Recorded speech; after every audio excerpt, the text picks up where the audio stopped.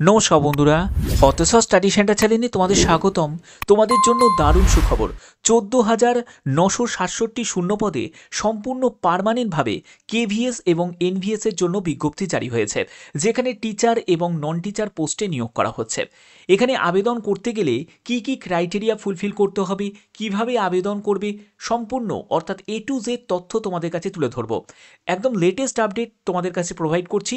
Central গভর্নমেন্টের চাকরি, যেখানে বিভিন্ন কেন্দ্রীয় স্কুল আছে বিভিন্ন রাজ্যে, এবং সেই রাজ্যের মধ্যেই তোমাদের পোস্টিং হচ্ছে।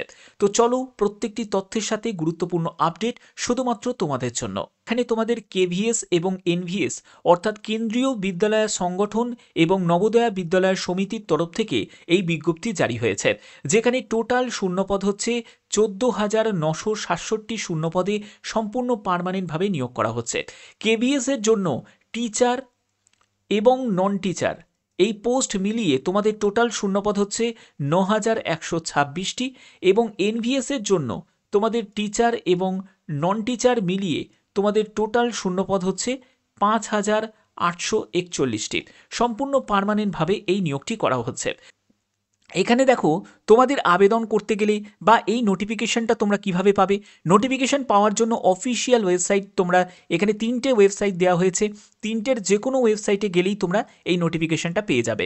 এখানে তোমাদের আমি সম্পূর্ণ ডিটেলসটা বলবো, কি কি টিচারে নিয়োগ করা হচ্ছে। যেমন দেখো, পিজিটি টিচারের জন্য, যেখানে তুমি যেসব সাবজেক্টগুলো দেখতে পাচ্ছ এই সব সাবজেক্ট যদি তোমার থাকে তাহলে তুমি আবেদন করতে পারো টিচার পোস্টের জন্য।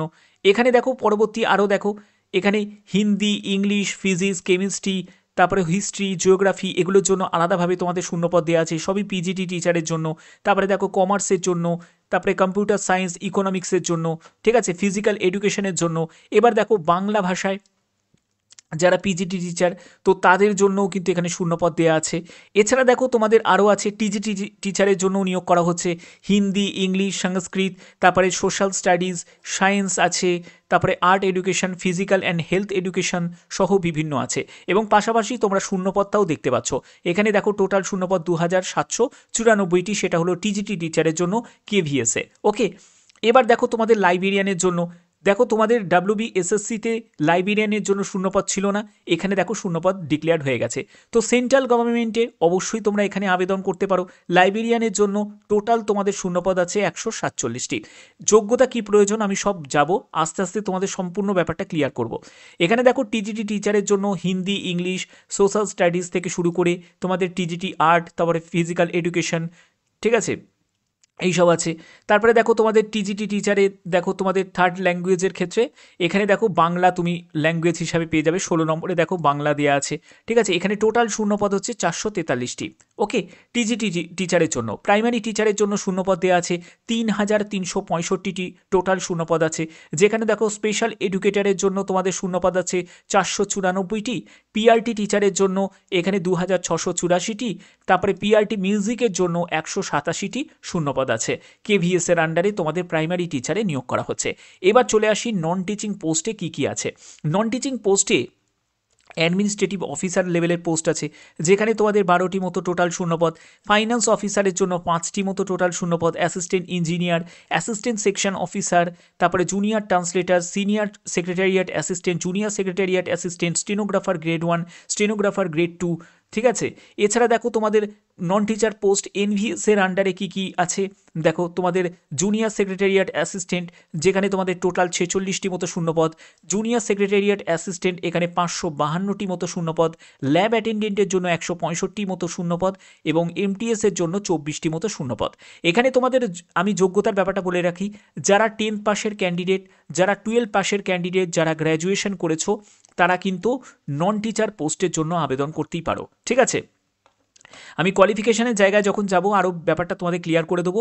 এখানে যারা যারা ফিজিক্যাল হ্যান্ডিক্যাপ্ট আছো তোমরাও আবেদন করতে পারবে, তোমাদের জন্য আলাদা ক্যাটাগরি ওয়াইজ শূন্যপদ ভাগ করা আছে। এবার দেখো তোমাদের এডুকেশন কোয়ালিফিকেশনের জায়গায় চলে এলাম, যেখানে দেখতে পাচ্ছ যে তোমাদের অ্যাসিস্ট্যান্ট কমিশনার এই পোস্ট যেহেতু একদম হায়ার লেভেলের পোস্ট, এখানে লেভেল 12 অনুযায়ী বেতন থাকবে। 45 বছরের মধ্যে তোমার বয়স হতে হবে। তোমাদের মাস্টার ডিগ্রি 50% কমপক্ষে তোমার নাম্বার থাকতে হবে এবং বিএড যোগ্যতা থাকতে হবে। তো এইসব আপার লেভেলের পোস্টগুলোতে আমি থেকে সরে গিয়ে আমি তোমাদের মেন টিচার লেভেলের পোস্টগুলোর জন্য চলে যাচ্ছি, যে টিচার লেভেলের পোস্টের জন্য তোমাদের কেমন যোগ্যতা প্রয়োজন আছে। ওকে, তো এখানে দেখো এর পরবর্তী হচ্ছে টিচার লেভেলের পোস্টে চলে যাচ্ছি। যেমন দেখো পোস্ট গ্র্যাজুয়েট টিচার, এখানে পোস্ট গ্র্যাজুয়েট টিচারের জন্য যদি আবেদন করতে চাও কম্পিউটার সায়েন্সে, যেখানে এমএসসি যোগ্যতা কম্পিউটার সায়েন্স নিয়ে যদি তোমার থাকে বা এমসিএ করা থাকে 50% নাম্বার নিয়ে আবেদন করতে পারবে।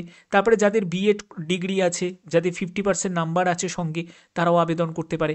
তো এই সব যোগ্যতা তোমাদের প্রয়োজন আছে।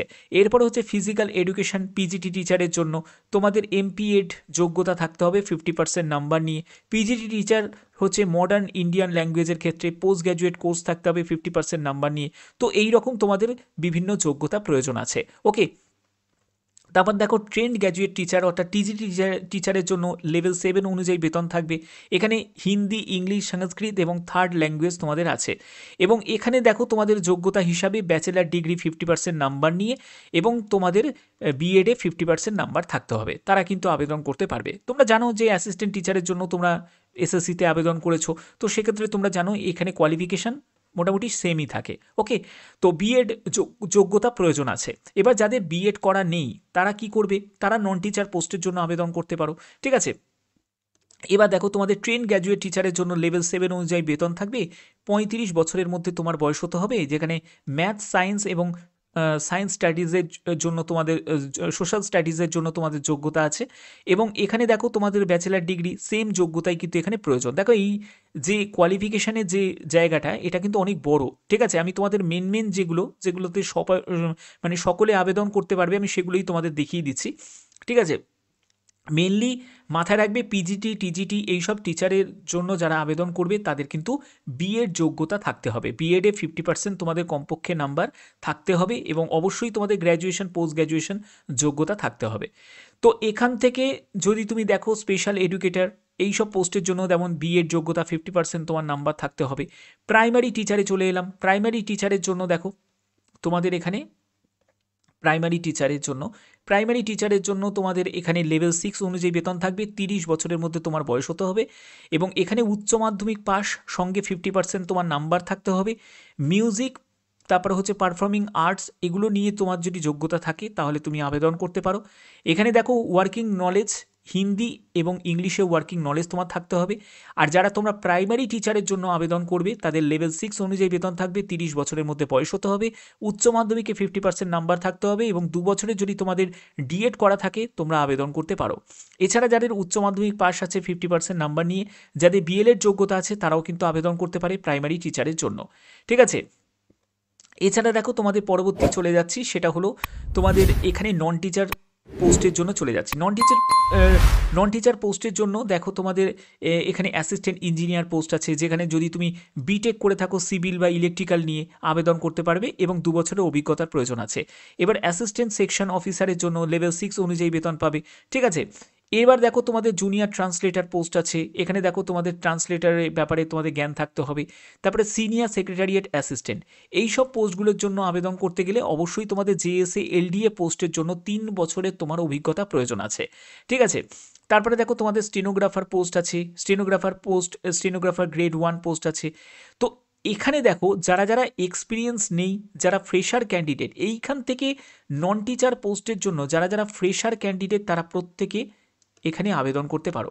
ঠিক আছে, যেমন হচ্ছে স্টেনোগ্রাফার গ্রেড 2, এই পোস্টের জন্য লেভেল 4 অনুযায়ী বেতন থাকবে। 27 বছরের মধ্যে তোমার বয়স হতে হবে।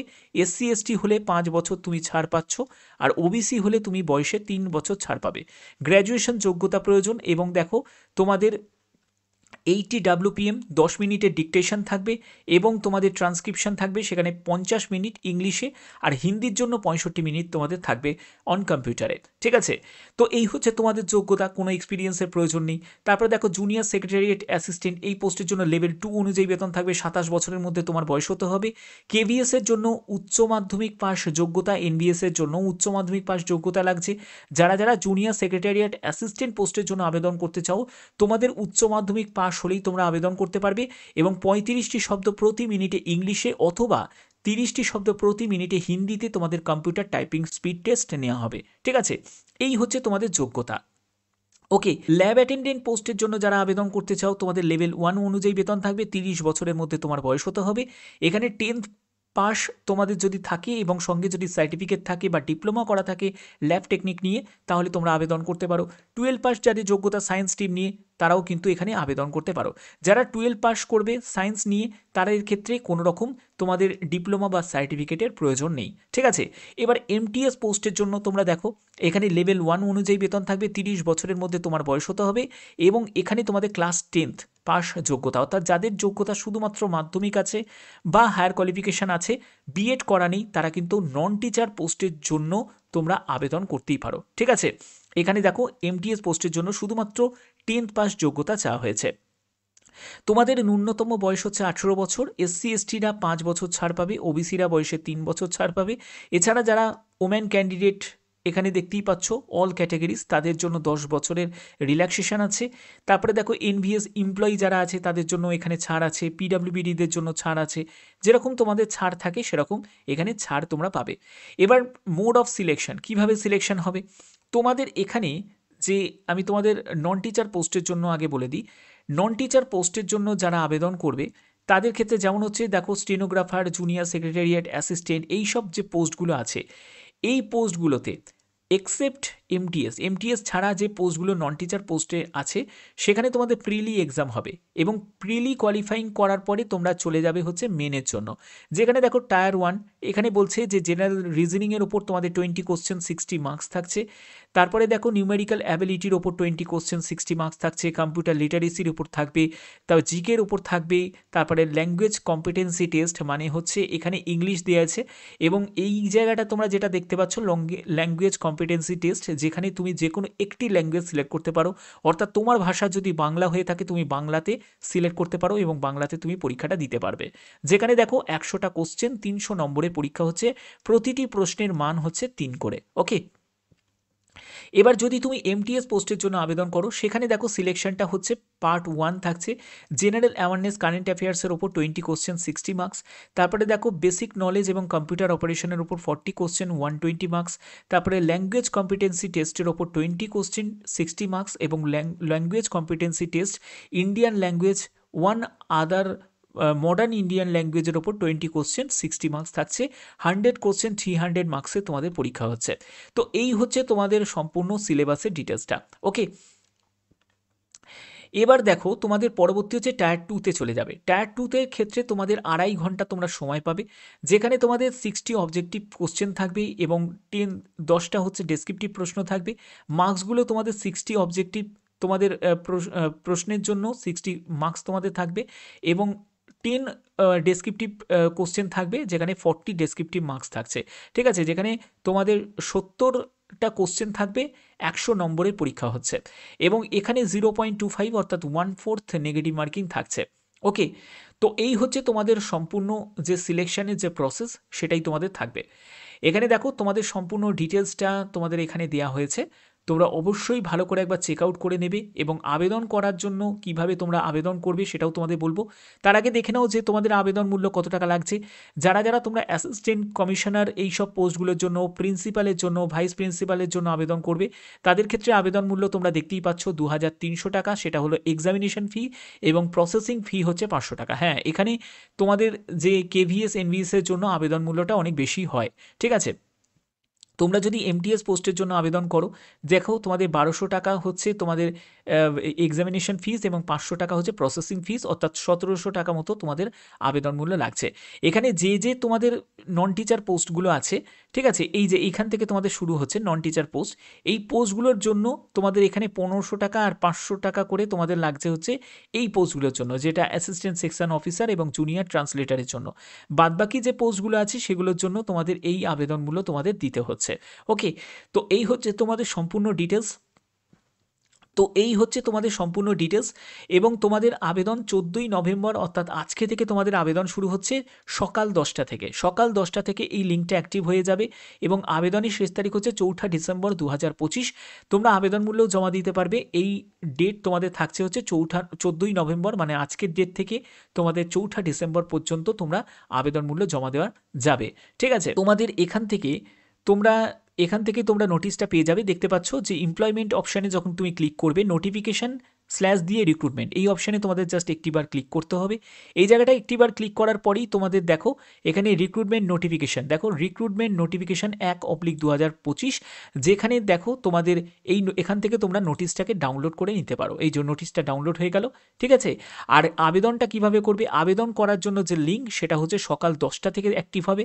আমি যদি এই ভিউ লিঙ্ক অপশানে যদি এখন আমি ক্লিক করি, আমি যে সময় ভিডিওটা বানাচ্ছি সেটা এখন বাজে হচ্ছে 1:14 বাজে, ঠিক আছে। তো এখন কোনো লিঙ্ক কিন্তু অ্যাক্টিভ হয়নি, তোমাদের সকাল 10টা থেকে লিঙ্কটা কিন্তু অ্যাক্টিভ হয়ে যাবে। অবশ্যই যখন অ্যাক্টিভ হয়ে যাবে তখন তোমাদের কিভাবে ফর্ম ফিল আপ করতে হবে সেটাও আমি দেখিয়ে দেবো। তো এই ভিডিওর মাধ্যমে এটুকুই, আশা করছি ভিডিওটা ভালো লেগেছে। যদি ভিডিওটা ভালো লেগে থাকে অতি অবশ্যই ভিডিওটাতে একটি লাইক করো, চ্যানেলটিকে সাবস্ক্রাইব করে বেল আইকনটাকে অল করে রাখবে। এখনের মতো এটুকুই, টাটা।